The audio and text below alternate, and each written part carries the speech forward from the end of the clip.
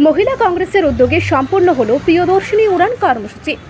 মহিলা কংগ্রেসের পক্ষ থেকে মহিলাদের স্বাস্থ্য সংকল্প বিষয়ক কর্মসূচি পালন করল মহিলা কংগ্রেস। শনিবার মহিলা কংগ্রেসের উদ্যোগে প্রিয়দর্শিনী উড়ান কর্মসূচির অঙ্গ হিসেবে বটতলায় মহিলাদের স্যানিটারি ন্যাপকিন প্রদান করা হয়। মূলত 20 আগস্ট ভারতের প্রয়াত প্রাক্তন প্রধানমন্ত্রী রাজীব গান্ধীর জন্মদিবসকে কেন্দ্র করে একগুচ্ছ কর্মসূচি হাতে নিয়েছে প্রদেশ কংগ্রেস। তারই অঙ্গ হিসেবে মহিলা কংগ্রেসের উদ্যোগে এই বিশেষ কর্মসূচির আয়োজন বলে জানান নেতৃত্বরা। ভারতরত্ন প্রাক্তন প্রধানমন্ত্রী রাজীব গান্ধী বরাবরই মহিলাদের সার্বিক উন্নতি ও কল্যাণের কথা মাথায় রেখে কাজ করে গেছেন। তার দিশাতে এগিয়ে চলছে জাতীয় কংগ্রেস। এদিনের কর্মসূচি পালন করে এ নিয়ে বিস্তারিত জানিয়েছেন মহিলা কংগ্রেস সভানেত্রী সর্বাণী দে।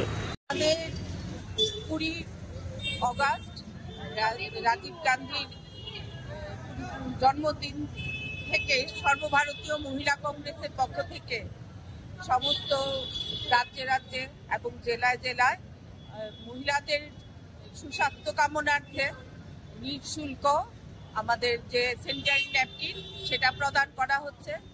রাজীব গান্ধী যে মহিলাদেরকে নিয়ে যে স্বপ্ন দেখেছিলেন, আমাদের মহিলাদের রাজনৈতিক, সামাজিক, অর্থনৈতিক সমস্ত দিক দিয়ে উনি মহিলাদের সামনে আমাদের যে রাজনৈতিক ক্ষমতা সেটা প্রদান করেছিলেন। সাথে সাথে মহিলারা যদি সমাজ এবং রাষ্ট্রের মধ্যে এগিয়ে আসে এবং সমস্ত কাজে সেটা উনি প্রচেষ্টা চালিয়েছিলেন।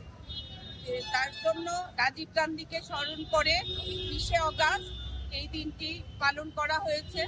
তো তৎসঙ্গে ত্রিপুরা প্রদেশ কংগ্রেসের এবং প্রদেশ মহিলা কংগ্রেসের পক্ষ থেকে এটা করা হচ্ছে সদর জেলা অন্তর্গত যে মহিলা কংগ্রেসের এই প্রোগ্রাম নেওয়া হয়েছে এবং এটা শুধু একটা জেলায় সীমাবদ্ধ থাকেনি। আমাদের ত্রিপুরা রাজ্যের সাংগঠনিক 9টি জেলাতেই এই প্রোগ্রাম একই সঙ্গে পালিত হচ্ছে এবং এর মাধ্যমে মহিলাদের যারা আমরা নিম্নবিত্ত মহিলারা হয়তো পয়সার অভাবে এই জিনিসটা কিনতে পারছেন না, কিন্তু তার জন্য নানান রোগ ব্যাধি হয়। এই কারণে মহিলা কংগ্রেসের পক্ষ থেকে এটা প্রয়াস যে মহিলারা যাতে আগামী দিনে সুস্থভাবে সামাজিক এবং রাজনৈতিক সমস্ত কাজে লিপ্ত হতে পারে, সেটা ছোট্ট প্রয়াস নেওয়া হয়েছে এবং এটা চলবে ক্রমাগতভাবে।